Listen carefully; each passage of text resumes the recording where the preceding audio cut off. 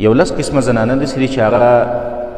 جهنمي زنانه دي او هغه جنت ته نشي تللی، په هغې باندې جنت حرام دی او په هغې باندې د الله لعنت دی. یو هغه زنانه الواشمات والمستوشمات، هغه زنانه چې خالونه لګوي،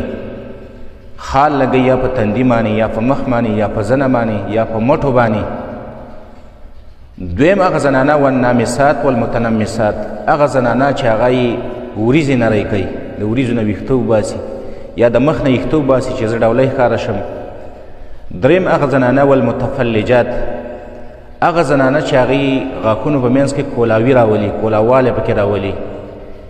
د سوان په ذریعه باندې یا په بله ذریعه باندې چې زما د غاښونه کولاوي او زه پرې ښایسته ښکاره شم. څلورم نمبر هغه زنانه الواصلات چې په خپلو ویښتو پسې نور ویښته یو ځای کوي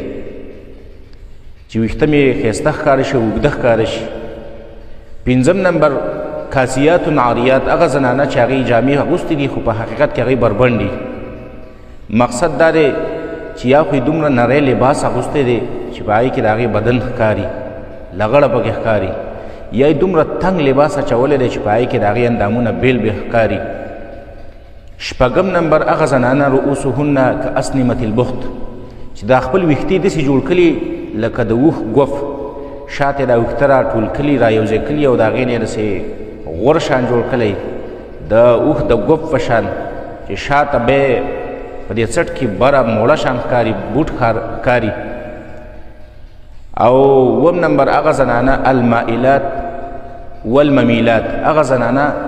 چې پردو سړو ته مایله کېدونکې ده او یا پردي سړي ځان ته مایله کوي، په داسې لباس کې ګرځي او داسې ځان جوړ کړی دی چې پردي خلک ځان ته مایله کوي او یا دا په خپله نورو سړو ته مایله کېږي. اتم نمبر هغه زنانه المتشبهات بالرجال، هغه زنانه چې خپل ځان د نارینهو سره مشابه کوي، یا داسې پیزار اغوندي چې هغه د نارینهو پیزار دی، یا یې داسې جامه اچولې ده چې هغه د نارینهو جامه ده، په داسې پوزیشن کې ګرځي چې هغه پوزیشن د نارینهو پوزیشن دی. نهم نمبر النائحات، هغه زنانه چې په مړو کې ویرونه کوي، په مړو کې دا ویرونه او دا جړاګانې او دا سرودونه ویل. او لسم نمبر هغه زنانه المرأة الساخط علیها زوجها، هغه زنانه